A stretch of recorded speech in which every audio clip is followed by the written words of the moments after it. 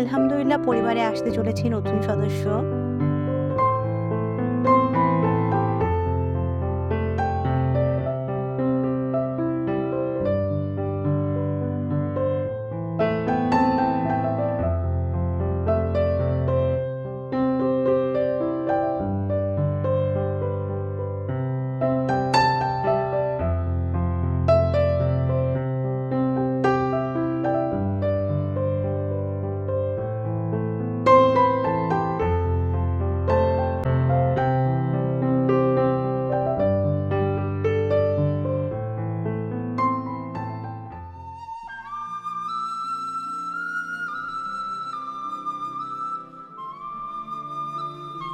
Hello viewers, আসসালামু আলাইকুম। অনেকদিনের ব্যস্ততার পরে আজকে আপনাদের সামনে নতুন আরেকটি ভিডিও নিয়ে আসলাম। যদিও ভিডিওটা অনেকদিন আগের করা। আশা করছি আল্লাহর অশেষ রহমতে আপনারা সবাই অনেক ভালো আছেন এবং সুস্থ আছেন। আমরাও আলহামদুলিল্লাহ ভালো আছি এবং সুস্থ আছি। আজকে আপনাদের সাথে একটা স্পেশাল দিনের ভিডিও শেয়ার করব। এটা আমার বেবি শাওয়ারের ভিডিও। যদিও বেবি শাওয়ার বলা চলে না, তারপরও টুকটাক আমরা যতটুকু পেরেছি একটা ছোটোখাটো একটা রিইউনিয়ন করার চেষ্টা করেছি। খুব ছোট পরিসরে কিছু ফ্যামিলি ফ্রেন্ড নিয়ে আমরা একটা রেস্টুরেন্টে বসেছিলাম। এই তো আড্ডা দেয়া হয়েছে, এটাই। আজকে সেই ভিডিওটাই আপনাদের সাথে শেয়ার করব। এখন বিকাল প্রায় 5:30টার মতো বাজে। যদিও অকেশনটা আমাদের ছিল, আমরা একটু লেট করে ফেলেছি। এর আগেই সাদিয়া আপু, আজমান ভাইয়া এসে পড়েছেন। এইখানে একটু টুকটাক ডেকোরেশনের ব্যবস্থা করা হচ্ছে। খুব সিম্পলভাবে একটা ডেকোরেশন করব, জাস্ট ব্যানারগুলো টানাবো আর কয়েকটা বেলুন অ্যাড করব। ওইভাবে কখনোই আমার কাছে বেবি শাওয়ার বা সাধারণ অনুষ্ঠানটা খুব বেশি একটা ভালো লাগে না। খুব সিম্পলি যতটুকু করা যায় তাই করার চেষ্টা করেছি। অ্যাকচুয়ালি আমি বাবার বাড়ি চলে যাব, তাই সবার সাথে একটা গেট টুগেদারের দরকার ছিল। এই জন্যই আসলে সবাই একসাথে বসা, আর সেই সাথে যেহেতু বেবি শাওয়ারের একটা অনুষ্ঠান রয়েছে, মোটামুটিভাবে করা যায়, তাই ওইভাবেই করা হয়েছিল। এখানে ভাবিরা আমার জন্য সবাই গিফট নিয়ে এসেছে, তো সেই গিফটগুলো খুলে দেখছিলাম। এই মুক্তার হারটা এটা সাদিয়া আপু দিয়েছে, সাথে একটা ইয়াররিং রয়েছে। মাশাআল্লাহ, দেখতে খুবই সুন্দর হয়েছে। সবাই দেখা যায় হয় কি বেবি শাওয়ারের গিফটগুলো আসলে বেবিকে দেয়। মার ক্ষেত্রে অনেক ক্ষেত্রে দেখা যায় যে মাকে নিয়ে সবার এত খেয়াল খুশি থাকে না। নিউবর্নের আগমনে সবাই নতুন বেবিকে নিয়েই খুশি থাকে। তো গিফটগুলো দেখতে খুব বেশি ভালো লাগছিল যে আপু আমার কথা চিন্তা করে গিফটটা নিয়ে এসেছে, বাবুর জন্য না। তো এখানে সাইমা ভাবির একটা গিফট খুলছিলাম। ভাবি আমাকে একটা পিলো গিফট করেছিল, প্রেগনেন্সি পিলো। তো ওইটা খুবই একটা ইউজফুল জিনিস। ওইটা এখন আর খুলে দেখালাম না, বাসায় যেয়ে শেয়ার করব। আর সেই সাথে একটা আরগের ফুলদানি আমাকে গিফট করেছে। ফুলদানিটা মাশাআল্লাহ খুবই সুন্দর। আমার এই টাইপের জিনিসগুলো খুবই বেশি ভালো লাগে ঘর সাজানোর জন্য। আর এখানে কিছু পার্টি পপস রয়েছে, এগুলো নিয়ে এসেছিল আমার হাজবেন্ড ঢাকা থেকে। আর এখানে একটা কেক আছে। গল্প করতে করতে আপনাদের সাথে আমি আমার সেই চিরচেনা কথাটি আবারও মনে করিয়ে দিচ্ছি। প্লিজ যারা আমার চ্যানেলটিকে পছন্দ করেন তারা প্লিজ আমার চ্যানেলটিকে সাবস্ক্রাইব করবেন। আর যারা অলরেডি আমার চ্যানেলটিকে সাবস্ক্রাইব করে ফেলেছেন তাদের সবাইকে অসংখ্য ধন্যবাদ। ডেকোরেশন প্রায় শেষের দিকে, সাদিয়া আপু কেকটাকে বের করছেন। তো এখন কেক কাটা হবে। আর এদিকে আমরা খাবারের অর্ডারও দিয়ে দিয়েছি। বাসায় কয়েকদিন ধরে প্রিপারেশন নিচ্ছিলাম, বাবার বাড়িতে যেহেতু যাবো ময়মনসিংহে। তাই অনেক ধরনের প্রিপারেশন ছিল, বাসা গুছিয়ে রাখছিলাম আর সেই সাথে সবকিছু প্যাকেট করছিলাম। এই তো আমাদের সিম্পল ডেকোরেশন হয়ে গিয়েছে। আমার ছোট্ট মেয়ে খুব এক্সাইটেড, তার কোনো ভাই বা বোন আসবে। তো সে সেটা নিয়ে সারাদিনই চিন্তা করে এবং সারাদিনই গল্প করে। বাচ্চারা আসলে এরকমই হয়, ওদেরকে এই বিষয়গুলো ভালোভাবে বুঝিয়ে বললে দেখা যায় যে তারা এই বিষয়গুলো পজিটিভলি নেয়। তো আমি কনসেপ্ট করার আগে চেয়েছি যে আমার মেয়েকে পুরো বিষয়টা ভালোভাবে ক্লিয়ার করে নিব, যাতে করে পরবর্তীতে ওর ভিতর কোনো ধরনের কনফিউশন না থাকে, বা নিউবর্ন বেবিকে নিয়ে ওর কোনো ধরনের নেগেটিভ চিন্তা বা অন্য কোনো ধরনের থিঙ্কিং এগুলো যাতে মাথায় না আসে। তো ও জিনিসটাকে খুব স্বাভাবিকভাবে অ্যাকসেপ্ট করে নিয়েছে। এখন থেকেই সে তার আগত ভাই বা বোনের জন্য খুবই এক্সাইটেড এবং খুবই টেক কেয়ার করার চেষ্টা করে। এখন থেকেই ওর জন্য সব ধরনের কেনাকাটা বা শপিংয়ের জন্য সে খুবই আগ্রহী, মাশাআল্লাহ। মেয়ে এবং আমার অনাগত বাচ্চার জন্য অবশ্যই দোয়া করবেন। এখানে আমার সাথে আরেকজন ভাবিও মাশাআল্লাহ প্রেগন্যান্ট। উনার আমার প্রেগন্যান্সির প্রায় ডিফারেন্স প্রায় ১.৫ থেকে ২ মাস। ভাবি যেহেতু ফার্স্ট প্রেগন্যান্সি তাই ভাবি যথেষ্ট পরিমাণে এক্সাইটেড।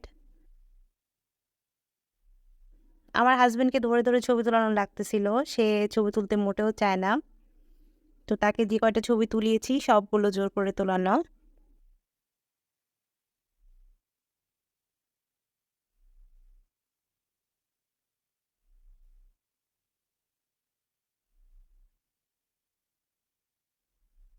এই তো এখানে আমরা সব ভাবিরা সবাই দাঁড়িয়েছি। একজন আরেকজনকে কেক খাইয়ে দিচ্ছি। আমরা ছবির পোজ খুঁজে পাচ্ছিলাম না। তো অনেকগুলো ছবি হয়তোবা ফানি হয়ে গিয়েছে। তো অনেকক্ষণ ধরে ট্রাই করছিলাম পোজের জন্য। একেক যখন যেটা মাথায় আসছিল তো সেই পোজগুলোই আমরা দিচ্ছিলাম।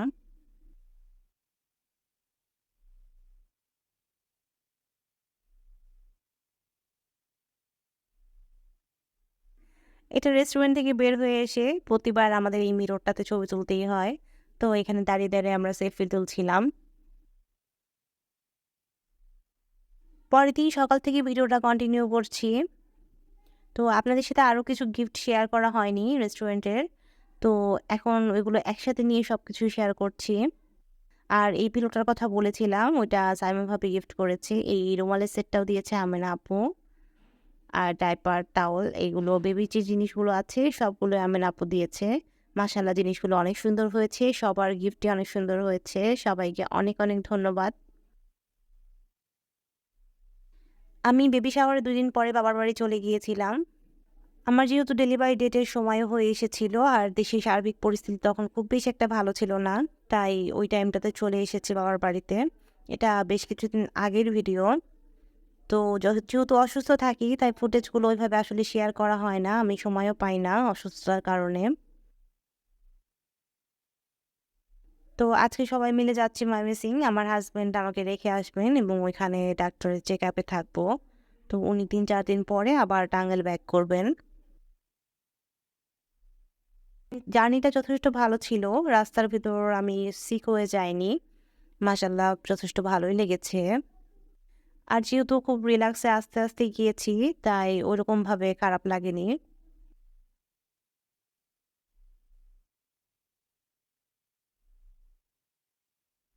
বাবার বাড়ি আসার পর আপনাদের সাথে ভিডিও শেয়ার করছি।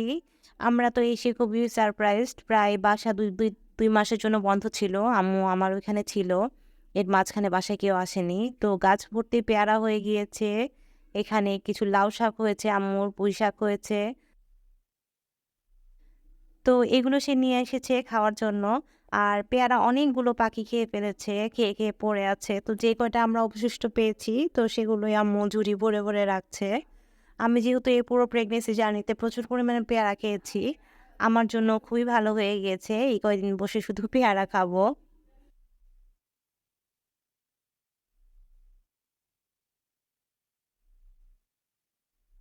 অনেকদিন পর সকালটা খুব শান্তি নিয়ে বসে আছি।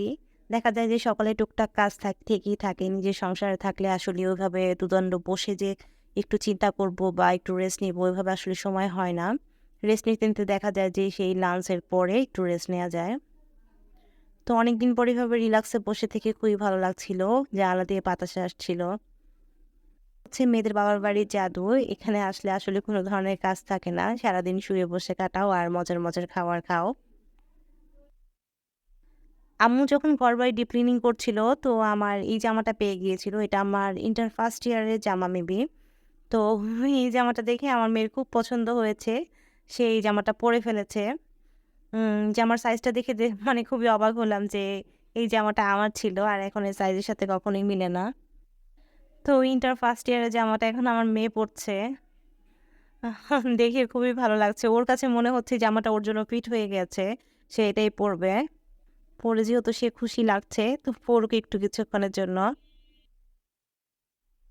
এই যে আমার মেয়েটা লাঞ্চের পরে বসে গিয়েছে গল্পের বই পড়ার জন্য। সে এখানে আসলে আমাদের ছোটবেলার যে গল্পের বইগুলো রয়েছে সেগুলো সবসময় সে খুলে, খুলে দেখে। আমাকে বলে যে গল্প পড়ে শোনাও। তো আজকে একটা গল্পের বই নিয়ে এসেছে। এটা বলছে যে পড়ে শোনানোর জন্য। এখন ওকে এটা পড়ে শোনাবো। ও আমাদের ছোটবেলার খেলনা, গল্পের বই, জামাকাপড় এগুলো দেখলে খুব খুশি হয়। মনে করে যে সবকিছু ওর জন্য আমরা রেখে দিয়েছি। তো বাচ্চারা আসলে এরকমই হয়। আর নানু বাড়ি তো ওদের কাছে স্বপ্নের মতো। তো এখানে আসলেই সব পুরনো জিনিসগুলো পাওয়া যায়।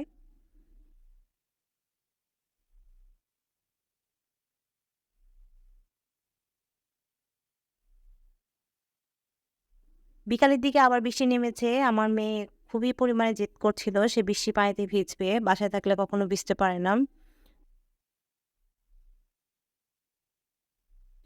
আমার আজকের ভিডিওটা কেমন লাগলো অবশ্যই কমেন্টের মাধ্যমে জানাবেন। আর ভিডিওটি ভালো লাগলে অবশ্যই চ্যানেলটিকে সাবস্ক্রাইব করবেন। আজকের মতো এখানেই বিদায় নিচ্ছি। সবার সুস্থতা কামনা করছি। আল্লাহ হাফেজ।